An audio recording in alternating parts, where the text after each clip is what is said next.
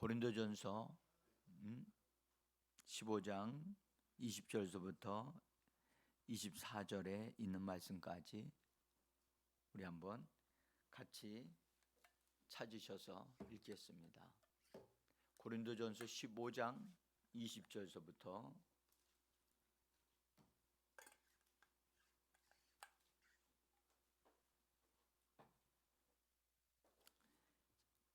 찾은 줄 알고 같이 20절서부터 읽겠습니다.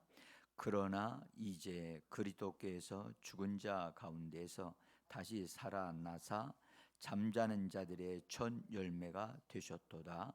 사망이 한 사람으로 말미암았으니 죽은 자의 부활도 한 사람으로 말미암는도다.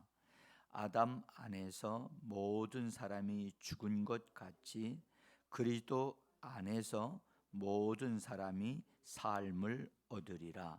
그러나 각각 자기 차례대로 되리니 먼저는 첫 열매인 그리스도요, 다음에는 그가 강림하실 때에 그리스도에게 속한 자요, 그 후에는 마지막이니 그가 모든 통치와 모든 권세와 능력을 멸하시고 나라를 아버지 하나님께 바칠 때라. 아멘. 아멘. 주님의 이름으로 이 저녁에 나오셔서 주님의 풍성함을 얻어 누리기를 갈망하시는 귀한 분들에게 하나님이 예비하신 성령과 말씀의 풍성함으로 공급해 주셔서 말씀이 실제화되어지고 말씀이 육신화되어지는, 그래서 신령한 몸을 갖는 귀한 성도님들, 그 다음에 여러분들의 삶이 되어지기를 간절히 예수의 이름으로 축복합니다. 감사합니다. 오늘 새벽에는 말이죠, 새벽에는 제가 새벽에 막 계단에서 막 내려오고 있는데 갑자기 전화가 온 거예요. 갑자기. 근데 깜짝 놀란 것은 이유라 자매가 전화를 한 거예요.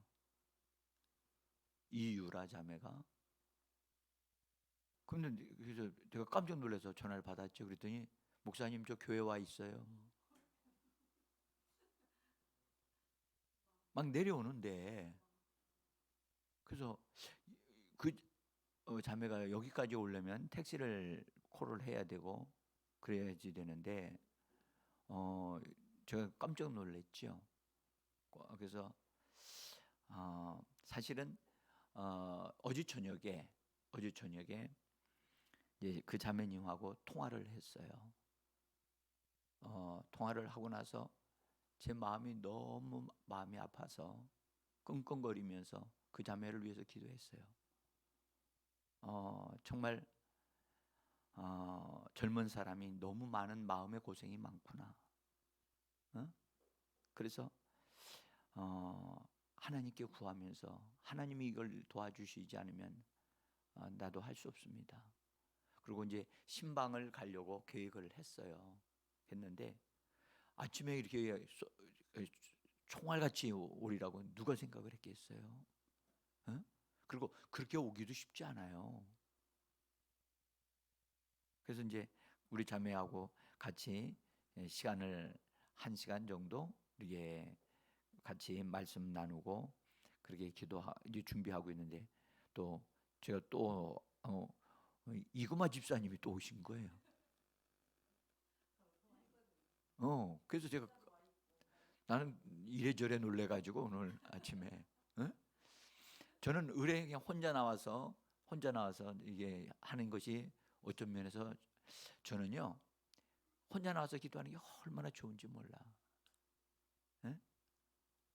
근데 도움을 받으려고 오신 분이 계시니까 그래서 도와드리면서 하여튼 참 좋은 시간을 가졌고 혹여나 여러분들이 이제 새벽에 나오시려면 그렇게 너무 일찍 나오지 마시고 그래서 이제 좀 맞추셔서 오시면 힘들지 아니하시고 같이 만날 수 있고 하니까 너나 할 것 없이 목회자는 더욱 많이 기도해야 돼요. 기도하지 않는 목회자는 목회자가 아니에요. 네? 기도, 성경 말씀 연구하는 것도 연구해야 되지만 그보다 더 중요한 것은 기도를 잃어버리면 안 돼요. 아까 후천 전사님의 기도를 그렇게 하셔요. 기도를 쉬는 죄를 범하지 않게 해달라. 정말 중요한 기도죠. 정말 중요한 기도예요. 그런데 목회자들이 목회 성도들 앞에서 설교하기 위해서 준비를 하는데 개인 기도 시간이 없다는 사실이 너무 안타까운 거예요.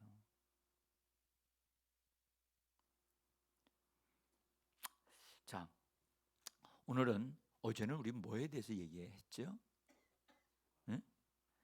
여러분들 어제는 예수님의 부활 때 부활의 장소에 아무도 볼 수가 없었다는 거예요. 하나님 그걸 보여주기를 원하지 아니하셨다는 거지요. 그럼 다만 흔적을 통해서 믿을 수 있도록 해주셨다. 그러면서 우리가 이제 같이 우리가 본 것은 정말 우리가 예수님의 부활이 실제라면 우리의 부활이 실제라는 사실을 알고 영의 몸이 우리 육신의 몸이 있듯이 영의 몸이 있다는 사실 꼭 기억하셔서 여러분들 신령한 몸을 덧입는 여기에 우리가 정말 관심을 둬야 된다 하는 것을 말씀을 드렸습니다. 자, 오늘은 그리스도의 부활은요 잠자는 자들의 첫 열매가 되셨다 할 때 첫 열매에 대한 말씀을 드리려고 합니다. 여러분들 그리스도의 부활은 너무 풍성한 것을 가지고 있어요. 에? 단지 예수님의 부활하셨다 그 정도만 아시면 안 돼요. 에? 그래서 그 안에 우리가 지난 주일에 제가 여러분들에게 말씀드렸을 때 하나님이 예수님을 살리신 것은 맏아들을 얻으셨다 하는 말씀 들어보셨죠? 에? 맏아들이란 말씀을 사람들이 예수님이 이 땅에 육신을 입고 오셨을 때는 맏아들이라는 표현을 쓰지 않았어요. 독생자라고 하는 표현을 썼어요.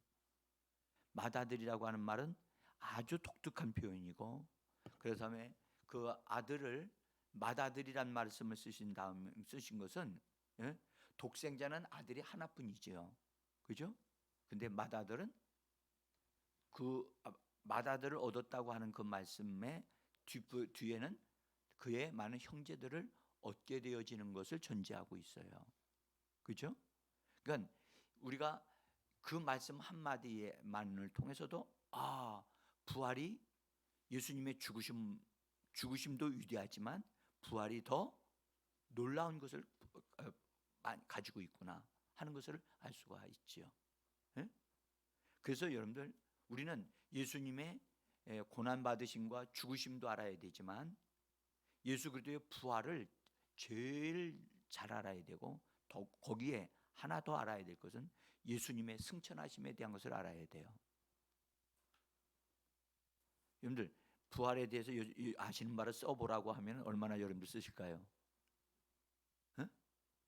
노트에다가 페이퍼에다가 나눠드리면서 부활에 하신 예수님에 대해서 아시는 바를 쓰세요. 그러면 종이 한 장을 다 채우고도 남을 수 있겠죠? 사실이에요. 사실 그렇게 시험을 치르게 되어지면요 신학생들도 쓸 것이 별로 없답니다. 부활에 대해서 아는 게 없으니까요. 그래서 왜 그렇게 됐느냐? 기존 교회 목회자들이 부활하신 예수님에 대한 것을 너무나 단순화시켜 가지고 성도들에게 말씀을 가르치기 때문에 부활하신 예수님에 대한 풍성함을 누리지를 못하고 있는 거예요. 이것이 오늘날 한국 교회를 빈곤하게 만들고 수준 낮은 어린아이 수준에 있는 성도들로 만들어 놓는 이유 중에 하나예요.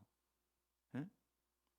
그래서 우리는요 정말 여러분들 우리가 지난번에 그리스도의 고난 받으심에 대한 것을 우리가 40일 동안 쭉 해보니까 그리스도의 고난 받으심에 대한 것을 우리가 쓰려면 많이 쓸 수 있겠죠 이제. 그렇죠? 예, 진짜 죽으심까지 포함한다면 상당한 분량을 쓸 수 있을 거예요. 그러나 부활하심에는 우리가 앞으로 본다면 더 많은 것들이 있다는 사실을 아시고, 그래서 우리가 같이 부활하신 예수 그리스도를 통해서 오늘 말씀하신 대로 예수님의 부활하심으로 잠자는 자들의 첫 열매가 되게 하셨다. 첫 열매라고 하는 이 단어를 딱 마음에 딱 두셔야 돼. 첫 열매로구나. 일단 우리가 죽은 자들 가운데서 부활의 첫 번째로 예수님이 되신 거거든요. 그러니까 예수님이 부활하시기 이전에 죽음을 보지 않고 하늘로 올라간 자들이 있어요. 구약에 누가 이 생각나시죠? 응? 에녹하고 엘리야가 올라갔죠. 그죠? 에녹은 죽음을 보지 않고 그냥 하나님이 데려가셨고, 엘리야는 회오리 바람하고 불병교를 타고 올라갔지요. 근데 우리는 이것을 부활이라고 하나요? 아니라고 하나요? 응? 응. 이건 부활이 아니에요. 부활이 아니고, 이 부활이란 단어 쓰려면 반드시 죽어야 돼요. 완전하게 죽고, 그 다음에 죽었다가 죽은 게 확인되어지고, 그 다음에 살아나는 것이 부활인데, 살아난다고 해서 부활이라고 말하면 안 돼요. 응? 그러면 나사로는 완전히 죽었지요. 근데 거기서 무덤에서 나왔잖아요. 그럼 부활인가요, 아닌가요? 응? 이런 거 이렇게 물어보면 그런 거 부활인 것 같기도 하고 아닌 것 같기도 한데, 그것은 부활이 아닙니다. 응? 부활은 분명하게 죽었다가 살아났는데 이전에 있는 몸의 상태가 아닌 상태여야 돼요. 부활의 조건이 있어요. 조건. 그러니까 예수님은 분명히 부활하셨지만 그분의 몸은 분명히 육신을 가지고 있지만 그 몸은 이전에 있는 상태와 같아야 달라요? 완전히 다르죠. 그냥 그분은 이런 공간을 그냥 통과하시는 거예요. 전에는 그렇게 안 하셨어요. 공간의 제한을 받으셨어요. 응? 그러니까 부활에 대한 부분이 매우 신비롭구나. 아멘. 이게 부활의 몸을 가진다는 것은 여러분들 이거 정말로 놀라운 거예요. 응?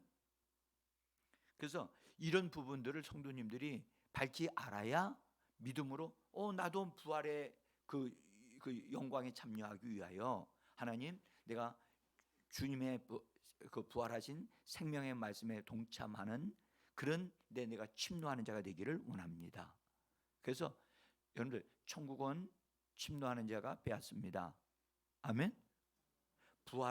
부활의 영광은 침노하는 자가 빼앗습니다. 응? 그러니까 침노하지 않으면 이건 얻어 누릴 수가 없어요.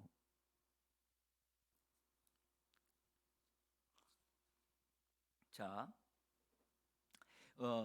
마태복음 27장에서 보면 예수님의 죽으심을 이렇게 말씀하실 때 성전의 휘장이 위로부터 아래까지 찢어졌잖아요. 찢어졌고 그 후에 지진이 일어나 가지고 바위가 막 터지고 그렇게 되어졌어요. 그리고 무덤이 열렸어요. 무덤이 열려 가지고 어떤 경우에 잠자던 자들이 일어나기도 했어요. 저기 홍 집사님 안에 가면 그 쌍화탕 따뜻하게 해놓은 거 있어요. 하나씩 다 드리세요. 아니, 그것도 드세요. 지금이 환절기라서 특별히 오늘 같이 비가 오고 그러면 그 사람마다 몸의 상태가 다 다르기 때문에 동일할 수는 없거든요. 그래서 아마 또 다 식은 거 아닌지 모르겠어요. 괜찮아요? 네. 자, 그래서 일단 뭐 드시면서 들으시면 됩니다. 그래서 성도들의 몸이 많이 일어났다고 하는 기록도 있어요. 거기 그래서 마태복음 27장 52절에 보니까 무덤이 열리며 자던 성도들의 몸이 많이 일어났고, 그 다음에 부활하신 다음에 되어진 예들을 성경은 이렇게 기록을 해요. 마태복음에서는 예수의 부활 후에 그들이 무덤에서 나와서 거룩한 성에 들어가 많은 사람들에게 보이니라. 무덤이 실제로 무덤이 갈라져서 거기서 죽었던, 무덤에 있었던 사람이 거기서 그냥 살아나온 거야. 근데 이 사람들은 과거에 죽었던 사람인데 하나님의 놀라운 은혜를 덧입어서 그들이 그냥 아무나 막 살아난 건 아니에요. 이 사람들은 신앙생활을 굉장히 잘했던 사람들이에요. 그래서 그런 은혜를 베풀어 주신 거예요. 근데 그들이 다시 살아났는데 그들의 몸은 부활했을까요? 안 했을까요? 그들의 몸은 부활했다는 말이 없어요. 그래서 그들은 다시 육신을 가졌기 때문에 죽을 수밖에 없는 거예요. 자, 어쨌든 예수님이 부활하실 때 엄청난 변화가 이 땅에 그 지역에 있었다는 것을 성경은 증거하고 있는 거예요. 우리는 예수님의 죽으심도 위대하지만 죽으심보다 더 강력한 것은 부활이었단 말이죠. 그러니까 우리가 상상도 할 수 없었던 어떤 일들이 거기에 분명히 있는데 성경이 그런 부분을 더 많이 더 충분히 우리에게 적어주셨으면 얼마나 더 좋았겠지만은, 하여튼 현재 우리에게 증거되어지는 것만큼으로도 우리 충분히 부활을 믿을 수는 있어요.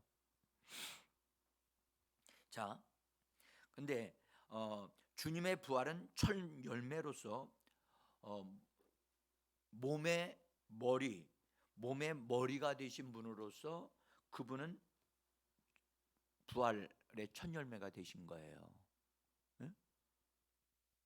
예수님을 가리켜 머리라고 그러죠. 우리는 교회를 가리켜 몸이라고 그러죠.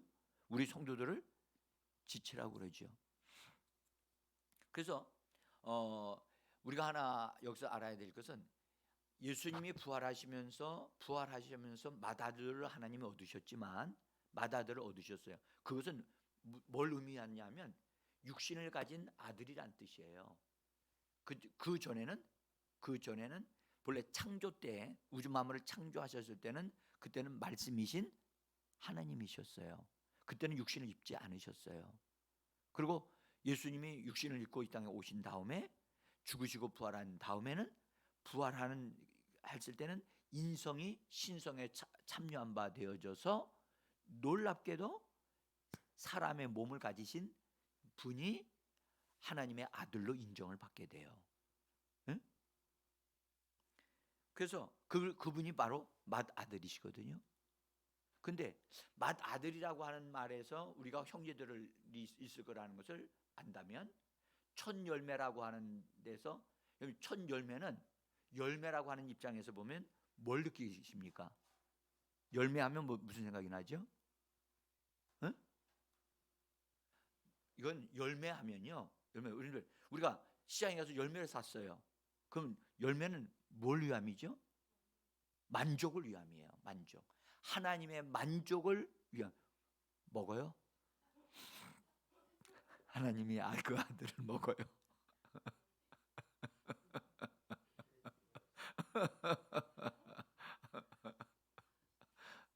하나님은 맏아들을 얻는 기쁨에, 여러분들 예수님이 부활, 성경에는 하나님의 예수를 살리셨다라고도 되어 있지만 예수님이 스스로 일어나셨다는 말도 있어요. 아셨죠? 왜냐하면 예수님이 죄 없는 분이시잖아요. 그죠? 죄 없는 분으로서 육체도 비록 인류의 죄를 짊어져 가지고 죄가 있을 때에는 죄에 대한 것을 지불을 하심으로 그 죄를 다 없이 하셨잖아요. 없이 하기 때문에 예수님의 몸이 죽음에 있을 필요가 있어요, 없어요? 없죠. 그러니까 예수님의 영이 삼일째 되어질 때 새벽에 그의 몸과 하나 되어져서 일어나신 거거든요. 그러니까 일어나신 것은 그분이 아들로서 죄가 없는 분이시기 때문에 일어나실 수 있는 분이시거든요. 그래서 예수님이 이런 말씀하죠. 나는 버릴 권세도 있고 다시 얻을 권세도 있다. 이건 아버지께로부터 받은 것이다. 아멘. 그러니까 얻을 권세가 뭐냐? 다시 살아날 권세를 말하는 거든. 다시 살아날 권세를 예수님이 그 권세를 사용해서 그의 몸을 일으키신 거예요. 그 예수님 편에서 보면, 근데 하나님 편에서 보면 그의 아들을 부활, 살아나게 하신 거예요. 그래서 두 가지 면이 성경에 다 기록이 돼 있어요. 그러니까 이런 측면도 성경을 우리가 잘 이해할 필요가 있는 거예요. 응? 그래서 예수님이 부활하셨다. 예수님이 부활하셨다. 그 말도 맞고 하나님이 그의 아들을 다시 부활시키셨다. 이 말도 맞는 말이라는 거예요. 아멘. 그러니까 성경을 이렇게 정확하게 이렇게 알 필요가 있죠. 근데 열매라고 하는 입장에서 다시 한번 만족을 위하여, 예? 만족을 위하여.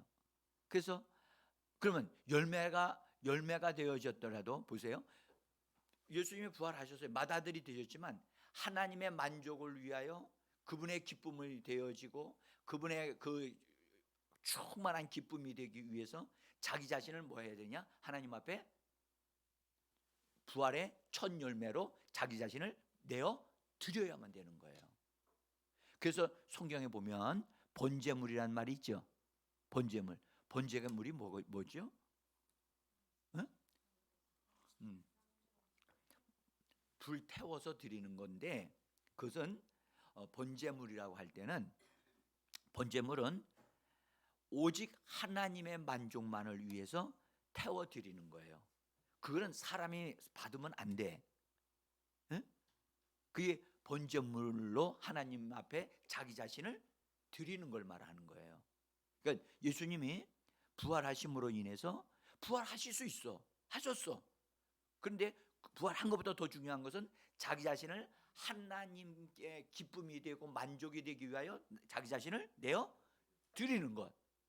그것은 예수님이 아들로서 하나님 앞에 자기 자신을 내어 드리는 것이 되어져야 되는 거예요. 아멘.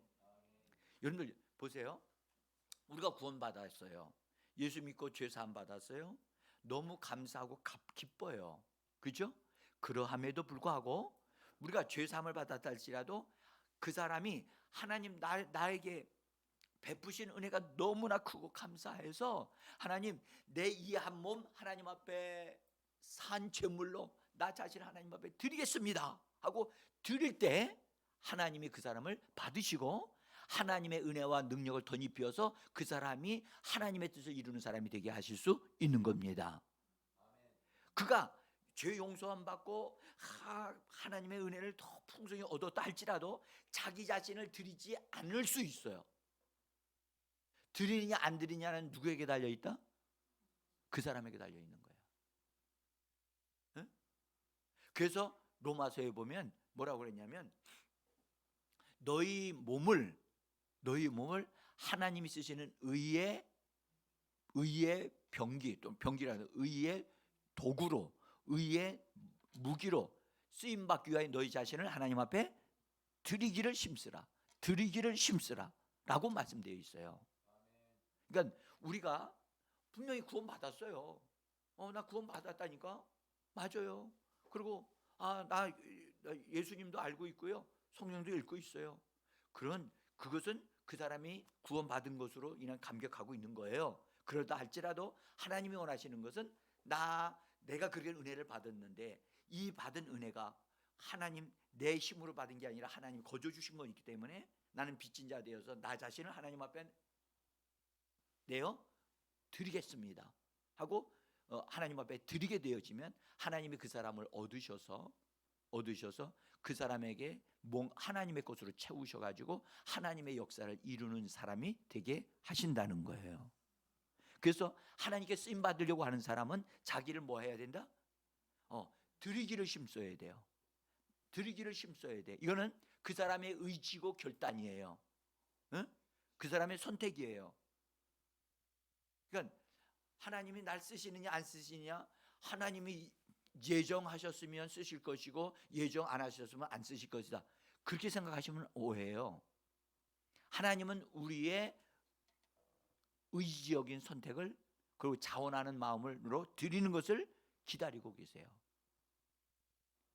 그래서 어떤 사람이 은혜를 많이 못 받는다? 그것은 하나님이 안 주셔서 못 받는 게 아니라 그 자기 자신이 안 드리고 있기 때문에 그런 거예요. 응? 그래서 우리 자신을 하나님 앞에 드리기를 힘써야 돼요. 힘써야 돼요. 그래야 하나님이 그 사람을 얻으실 수 있어요.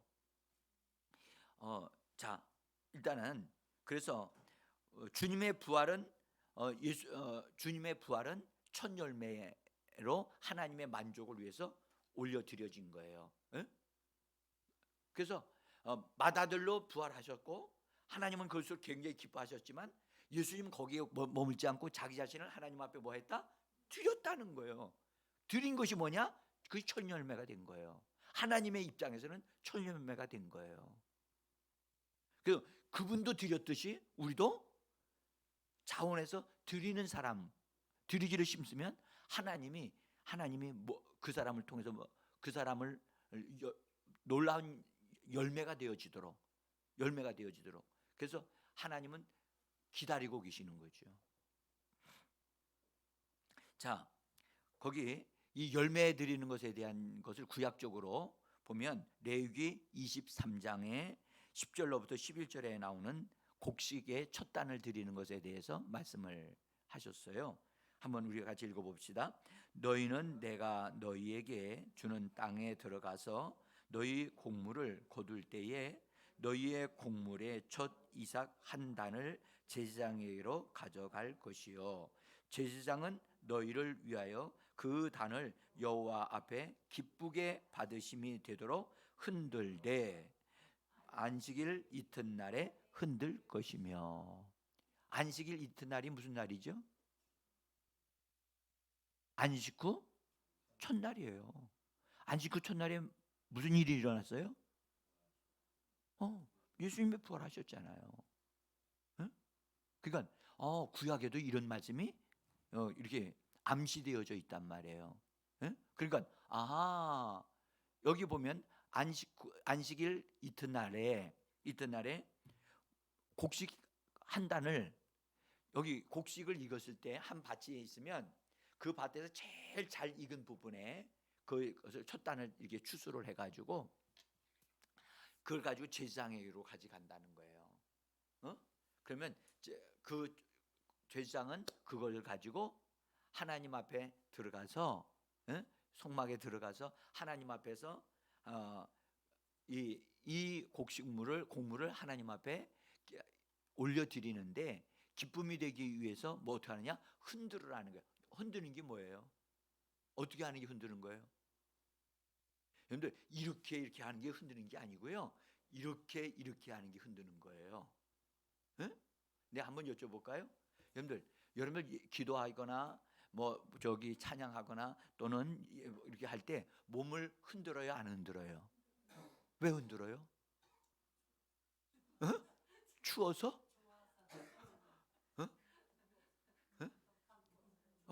여러분들 그게요, 우리 안에 부활의 생명이 있어가지고, 부활의 생명이 나 살아 있어요, 하나님 나 부활의 생명을 가지고 있어요 하는 모습이 흔드는 거와 같은 거예요.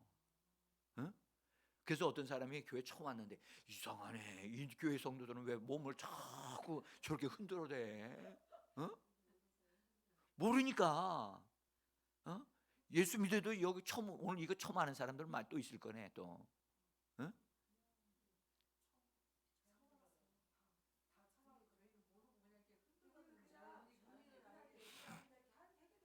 그렇죠.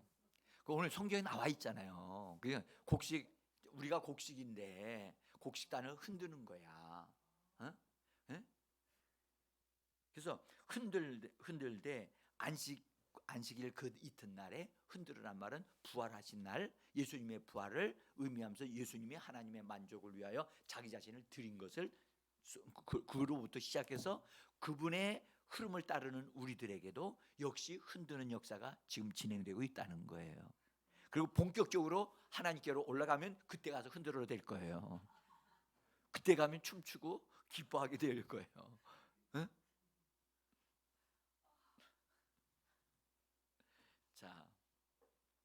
자, 여러분, 근데 우리가 하나 어, 열매가 되어지려면, 예? 열매가 되어지려면 우리가 예수님도 말씀하셨지만 포도나무에 가지가 붙어 있어서 그 가지에서 열매를 맺어서 풍성해지듯이, 그죠? 근데 열매를 맺을 때 그 그 뿌리에서부터 공급되어지는 영양가를 잘 흡수해서 그 열매가 점점 자라가 가지고 익어가지고 잘 익을 때 그 열매라고 하잖아요. 그죠? 열매가 안 익었을 때는 여러분들 안 익은 걸 잡숴 보신 적이 있나요? 여러분들 감 같은 거 안 익은 거 먹으면 어떻게 돼요? 그래서 잘 넘어갑니까? 참 안 익은 건 먹기가 얼마나 어려운지 몰라. 예? 사과 같은 것은 안 익었을 때는 어떠냐? 입이 텁텁하고 그래가지고 그걸 삼킬 수가 없는 상황이 되지요. 여러분들 겉모습은 열매인데 익지 아니하면 그것은 하나님의 만족을 드릴 수가 없는 거예요. 그래서 첫 열매는 익은 열매라는 걸 꼭 기억하셔야 돼요. 예? 그러면 첫 열매인데 예수님의 그 익었다? 예수님이 익은 건 뭘 의미할까? 예수님은 여러분들 그분도 말씀이 육신이 되어졌지만 성령에 의하여 철저하게 순종하는 삶을 살았잖아요. 아멘. 여러분들 우리가 부활의 생명을 얻은 사람들로서 성령을 받은 사람들은 성령님께 철저하게 복종해야 돼요. 철저하게 순종해야 돼요. 성령께 순종하지 아니하는 사람은 절대 익을 수가 없어요. 뭐 할 수 없다고요? 익을 수가 없어요. 그게 왜 그러냐 하면 성령님은 우리에게 보내심은 우리로 하여금 처음 익은 열매가 되어지도록 하기 위하여 보내심을 받으신 분이 성령이시기 때문에 그래요. 그러니까 성령은 오셔서 우리를 돕기 위해서 오셨거든요. 우리를 인도하시고 예수 그리스도의 어떠한 수준에 이를 수 있도록 그분이 도우시는 분인데 성령의 인도를 거절하고 성령을 따라 순종하지 아니하면 그 사람이 익을 수가 없잖아요. 성령이 일을 하셔야 그 사람이 익어가는데 성령이 일을 하시는 것을 기회를 안 주면 우리는 변화가 안 되는 거예요. 응? 그래서 우리가 부활하신 예수님을 믿긴 믿지만 반드시 우리는 예수 그리스도의 말씀을 통해서 또 성령의 역사하심에 우리 자신이 철저하게 순종하는 삶을 배워야 되고 훈련되어져야 되는 겁니다. 응? 아멘. 이거 굉장히 중요합니다. 응? 그래서 이 순종의 삶을 잘 산 사람은 하나님의 만족을 드릴 수 있는 익은 열매가 되어지고 그것을 이루지 못한 사람은 익은 열매가 되지를 못한 상태에서 하나님께로 만약 가게 되어지면 하나님은 그걸 받아들일 수가 없는 거예요. 그래서 열매긴 똑같은 열매라고 하지만 그 열매가 진짜 익은 열매냐, 익지 않는 열매냐, 이게 중요한 거예요. 차이요. 엄청난 차이죠.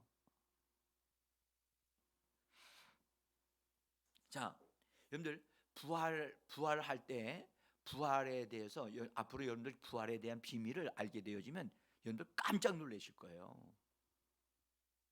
응? 잠 못 자시는 분이 계실 거예요.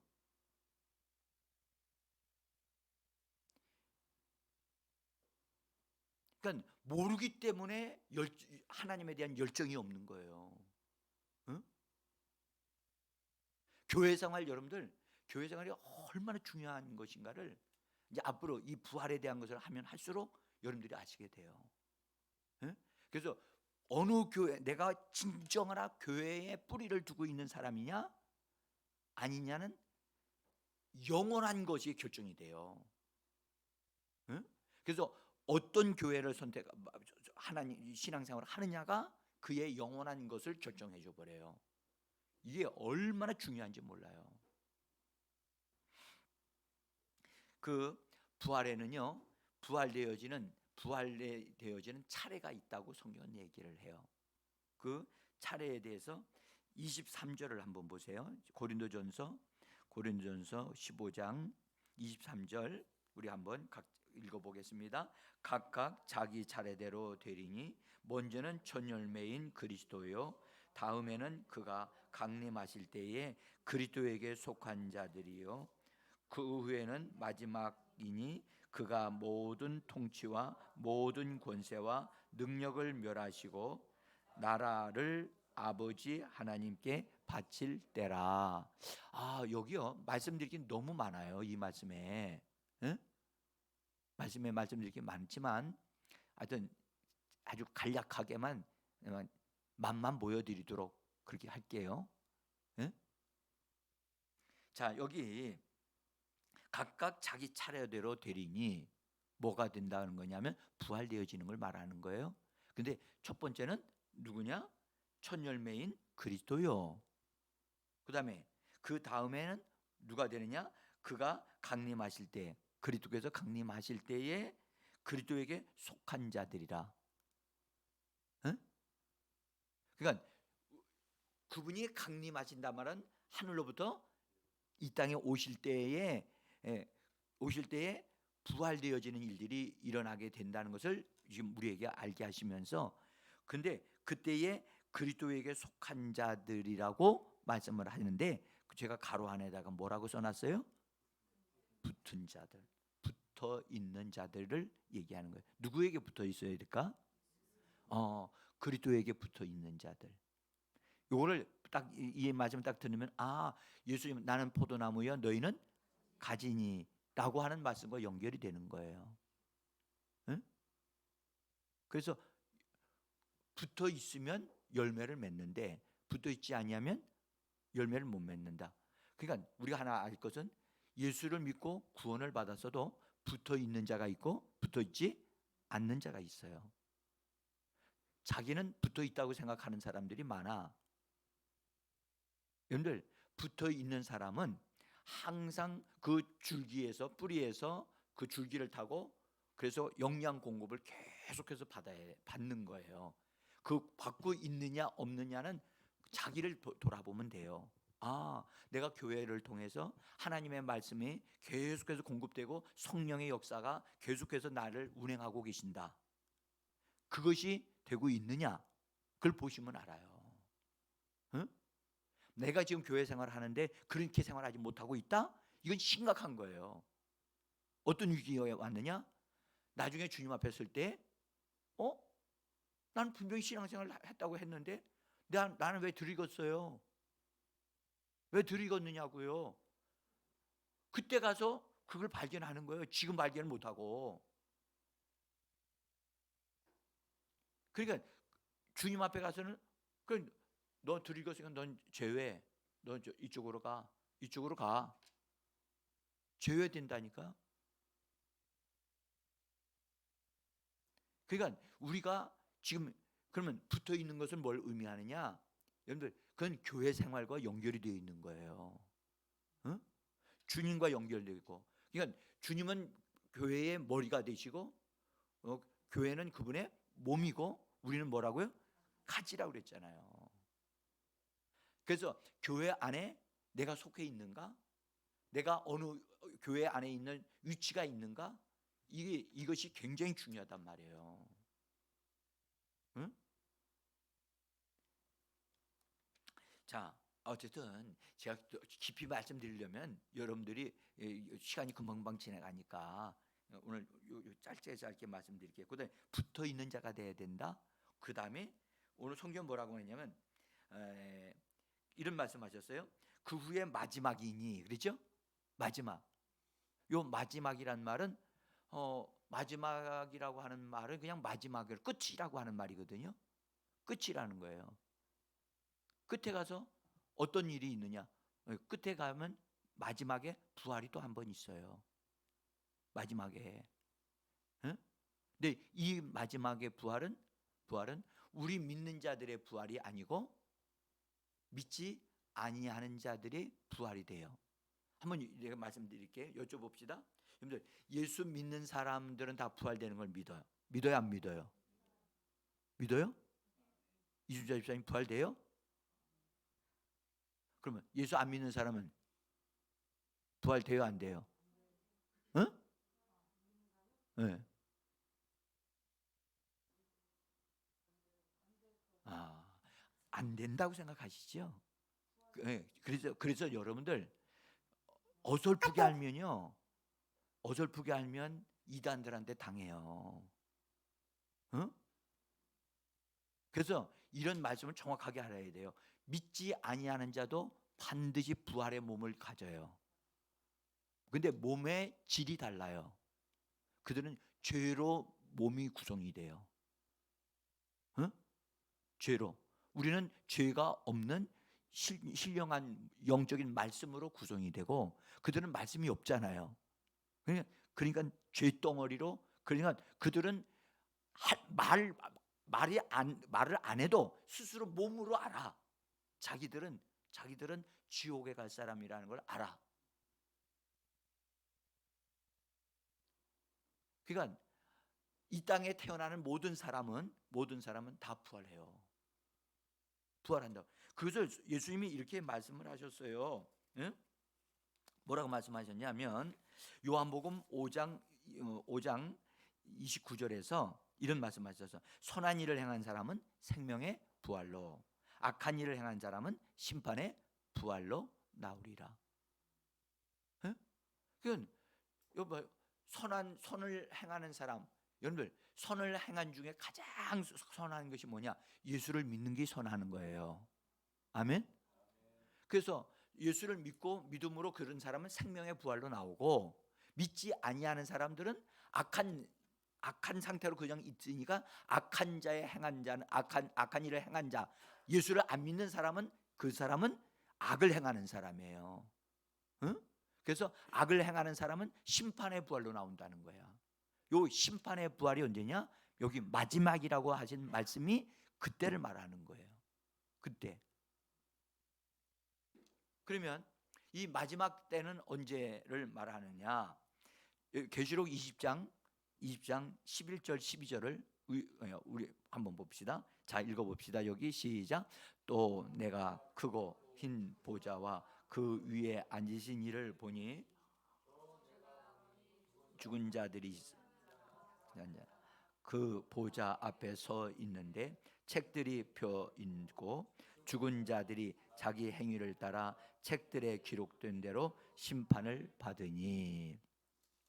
이거를 여러분들 옛날에 그래도 성경 공부를 하신 분들은 뭐라고 했냐면 백보자 심판이라고 하는 말로, 여러분들 옛날에 성경 가르침을 받는 분들은 생각이 나실 수 있는 분들이 계실 거예요.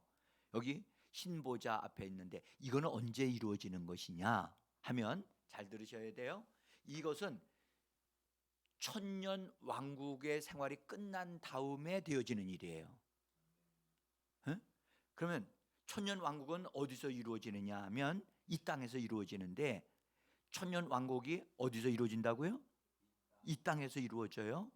그러면 예수님이 하늘에서 내려오시잖아요. 이 얘기를 조금 그냥 빨리 해야 되니까, 그분이 보좌로부터 공중으로 내려오셔서 공중에서 예수 믿는 사람들 가운데 혼인잔치에 들어갈 사람과 들어가지 못할 사람을 나눠. 응?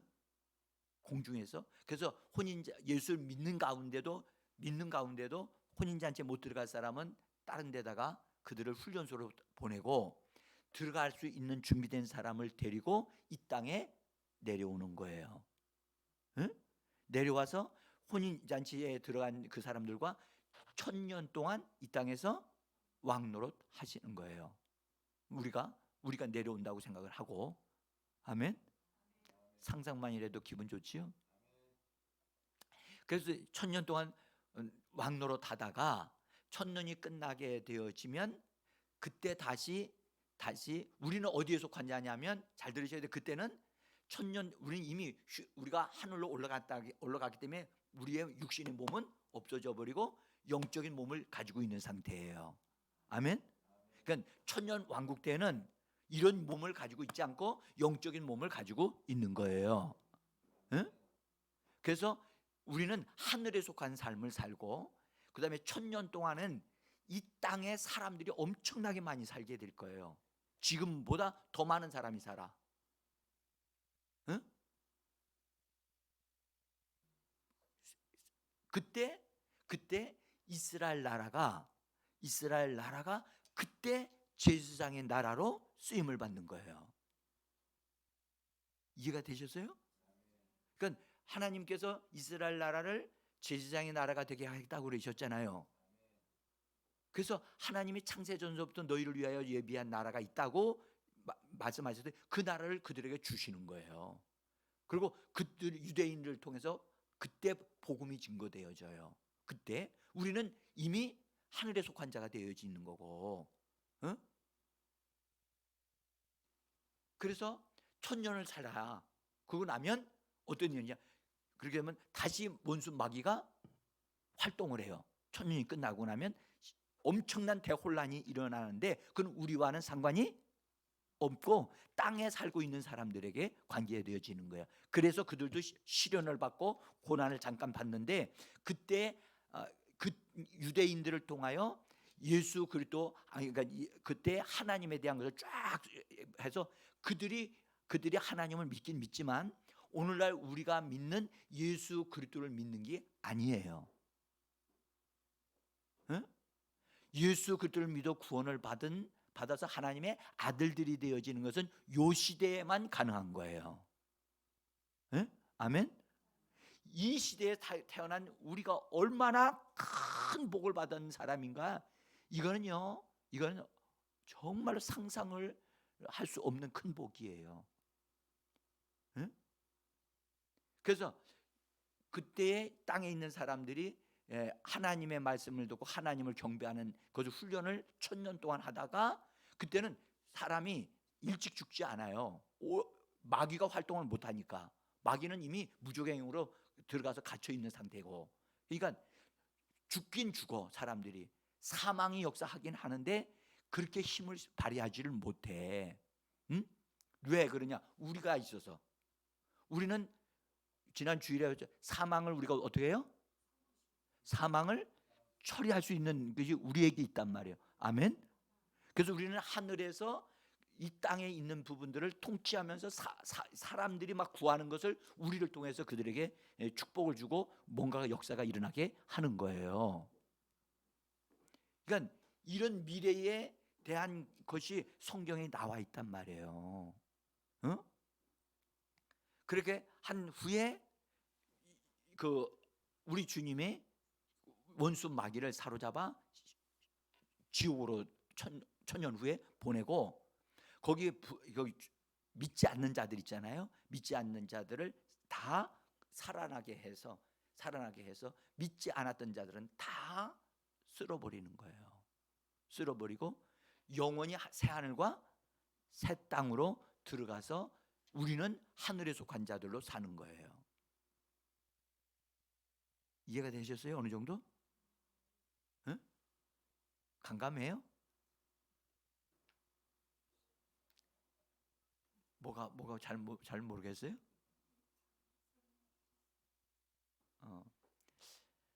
어쨌든 제가 말씀드리는데 이런 말씀 계속해서 몇 번 드릴 거예요. 드릴 거니까 그리고 이제 성경으로 딱 이렇게 펼쳐드리니까 이제 아시게 될 거니까. 자, 그래서 중요한 것은 여러분들 이제 우리가 좀 기도 좀 해야 되는데 우리가 어쨌든 이 시대에 정말 우리가 복음을 전해서 예수를 전해서 사람들이 예수를 믿고 구원받으면 받아서 신앙생활 개떡같이 하더라도 일단 예수를 믿고 구원만 받으면 일단은 어디예요? 지옥에 안 가고, 그리고 나중에 그들이 우리 왕 노릇을 못한다 할지라도 그들이 특별한 장소에 가가지고 1000년 동안 엄청나게 고난을 받고 어려움을 당하더라도 당하고 나서 다시 우리를 만나요. 어때요? 이 땅에서 교회 생활 100년 동안에 100년 정도도 못하는 그 교회 생활 잘해서 1000년 동안의 왕노릇을 할 것이냐, 아니면 이 몇십 년 동안에 이 땅에서 즐기고 먹고 살고 다 할 거 다 하다가 예수만 믿고 죽어버리면 구원은 받잖아요. 근데 그 대가가 1000년 동안의 훈련을 받는다고 생각을 하면 괜찮겠죠? 그러니까 이 사실을 여러분들만 알게 아니라 여러분들 가정 식구들에게 정확하게 알려줄 필요가 있어요. 그러면 이 사실을 알면 교회 생활 하지 말라 해도 하겠어요, 안 하겠어요? 이 사실이 확실하게 믿어지게 된다면 여러분들 어차피 이 땅에서 교회 생활 대충 하다가 주님 앞에서 너 안 돼, 너는 성장이 안 됐어, 들익었어 하고 딱 제껴지면 그는 원치 않게 가야 돼요, 그걸로. 응? 그러니까 그거 여러분들 알고 있어야 돼요. 이거를 알고 있으면 하나님 편을 선택하고 내가 신앙생활을 해야 되겠다는 것을 선택하게 돼 있다고요.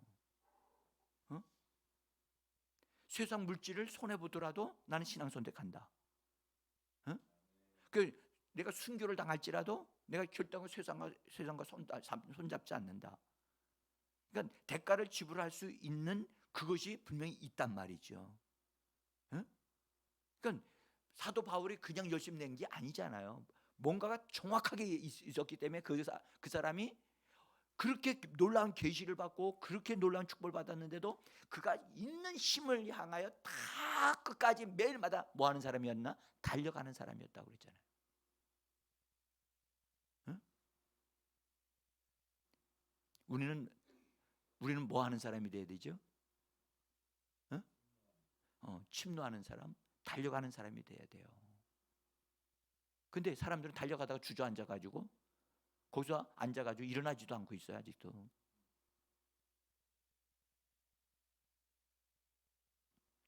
나는 여러분들이 내가 예수 안에 붙어 있는 사람이다. 나는 예수에게 붙어 있는 사람이다. 붙어 있다는 말은 무슨 말이냐면 예수님이 사역 가지고 예수님과 함께 일을 하시던 성령님을 받은 사람이 붙어 있는 사람이에요, 지금. 그래서 성령께서 나를 익은 곡식 또는 익은 열매가 되게 하려고 지금 나에게 뭔가를 알려주시고 나에게 뭔가를 공급해 주시기를 원하시는데, 우리가 성령님께 우리 자신을 내어드리고 성령님의 인도를 받으려고 하고 가르침을 받으려고 공급하시는 걸 받으려고 해야 되는데, 그래야 무르익어가지요. 그렇죠? 근데 공급을 받지 않으면 어떻게 익어갈 수 있겠냐고. 다만 여러분들 성령 충만. 여러분들 성령 충만은 우리가 막 뜨거운 게 아니에요. 뜨거운 것 그 이상이에요. 뭐냐? 주님의 성분이 내 안에 뭐 해야 된다? 공급되어져 와야 돼요. 주님의 것이 공급되어져서 그분의 것으로 내가 물들어져 가야 돼요. 응? 그래서 점점점 익어서 예수님 같은 수준으로 되어진 사람들이 되어질 때, 예수님을 첫 열매라 하면 우리는 뭐라 하느냐? 처음 익은 열매라고 그래요. 말해보세요. 처음 익은 열매. 이건 내 말이 아니고 성경이 나오는 말씀이라니까. 권사님?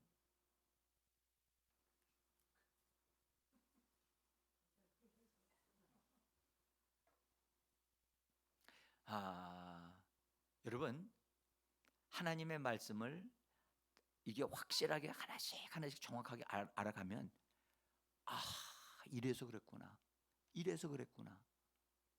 응? 그래서 열심히 알아 소리 안 해도 아는 사람은 그게 분명히 하기 때문에 그냥 도전하는 거예요. 침노하는 거예요. 응? 어떤 사람은 하라고 해도 안 해. 왜? 모르니까.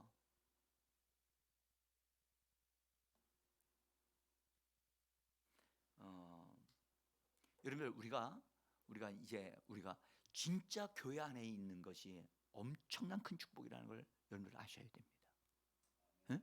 내가 교회 안에 있구나, 예수님에게 속해 있구나, 예수님의 것을 공급받고 있구나, 내가 영으로 신앙생활을 하고 있구나. 이것이 얼마나 내 장래에 나에게 엄청난 큰 축복이라는 사실을 이제 아셔야 돼요. 그래서 성령으로 말미암지 않고는 예수를 닮아갈 수가 없어요. 없어요. 응? 그래서 우리는 성령으로 사는 자, 성령의 인도를 받는 자. 아멘. 그래서 여러분들, 우리는요, 세상 것을 잃어버려도 예수님에게 속한 예수님의 것을 우리 공급받아야 되고, 성령님을 근심시키면 안 돼요. 아멘. 성령님이 노엽게 하시면 안 돼요. 성령님을 기쁘시게 해야지 우리에게 유익이 있어요. 근데 우리들 속에는 제가 이제 말씀을 드리는 거, 우리들 속에는 성령님이 일을 하시는 걸 방해 놓는 성분들이 있어요. 방해를 놔. 그것은 우리 속에서 뽑아내야 되는 거예요. 응? 그 중에 하나가 뭐냐? 나태함이야. 내가 너무나 많이 얘기하면 여러분들 힘들어할까 봐서 얘기 안 할게요. 나태함. 그 나태함은 나로 하여금 하나님의 축복을 얻어 누리는데 느슨하게 만들어. 그래서 우리가 이제 사순절 끝났으니까 우리 좀 쉬자. 그게 어디로부터 오는 거냐? 우리 속에 있는 나태함이 그렇게 하는 거예요. 그건 마귀라고도 할 수 없어요. 이거는 우리들 속에 나쁜 성분이, 죄성이 내 안에 들어 있어서 그런 역할을 하는 거예요, 지금. 그래서 이것을 뽑아내야 되는 거야. 나태함이 가져오는 게 뭐냐면 게으름이에요. 나태함이 원수 마귀와 함께 동업해서 우리 마음속에 심어주는 게 게으름이거든요. 응? 나태함과 게으름은요, 이게 연결되어 있어요. 연결되어 있어.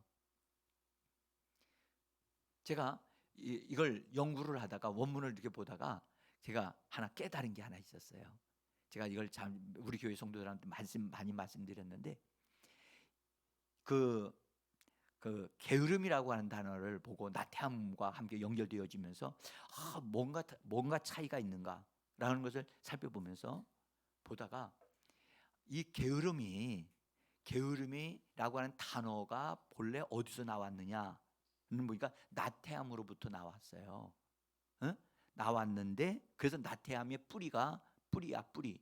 근데 그 게으름이 그 사람 속에서 작동하게 되어지면, 그 게으름이라고 하는 말을 또 이렇게 살펴보니까 서자라고 하는 말이죠. 서자 알죠? 서자가 되게 하는 것이 게으름이에요. 그러니까 게으른 사람은 예수를 믿고 성령을 받았어도 게으른 사람은 그 게으름이 그 사람을 뭘로 만든다? 서자가 돼. 우리는 본래 하나님의 아들이 되어져 있는데, 그 아들의 위치에서 떨어져 나가서 서자가 되게 만드는 거야. 이게 게으름이야. 그래서 여러분들, 절대 이 부분을 딱 아는 사람은 게으름과 타협하지 않아. 근데 많은 그리스도인들이 이 부분에 대해서 실감나게 딱 이게 다가오지를 않는 이유는 이게 자기가 연구해 가지고선 얻은 게 아니기 때문에 그냥 귀중하게 여기지 않는 거예요. 나 같은 경우는 그것을 내가 연구하다가 딱 깨닫는 순간에 깜짝 놀란 거예요. 아, 이거였구나. 이거였구나. 정말 우리가 그리스도인들이 하늘의 복을 받을 수 있는 사람들인데 이 서자가 되게 하는 이 일에 우리 속에 그런 성분이 게으름이 그 나태함이 내 속에서 나를 그걸 얻어 누리지 못하도록 만들고 있구나. 그래서 이거를 박살을 내야 되는 거예요. 박살을 내야 되는 거예요. 하나님, 난 이거 내 속에 있는 거 뽑아냅니다. 난 이거 절대 용납하지 않습니다. 그래서 그걸 뽑아내달라고 성령님께 도움을 요청하고 나는 이걸 내가 이거 절대 붙잡지 않습니다. 게으름아, 나는 너와 절대 통합 안 한다. 예수 이름으로 나는 너를 거절하고 나는 게으름을 추방시킬 뿐만 아니라 그 자리를 부지런함으로 채운다. 부지런함으로 채운다. 그래서 부지런함으로 채우고 하나님의 말씀으로 채워서 절대 그런 나태함과 그 다음에 게으름과 내가 조금 더 연루되어지는 것을 허락지 않는 거예요. 응?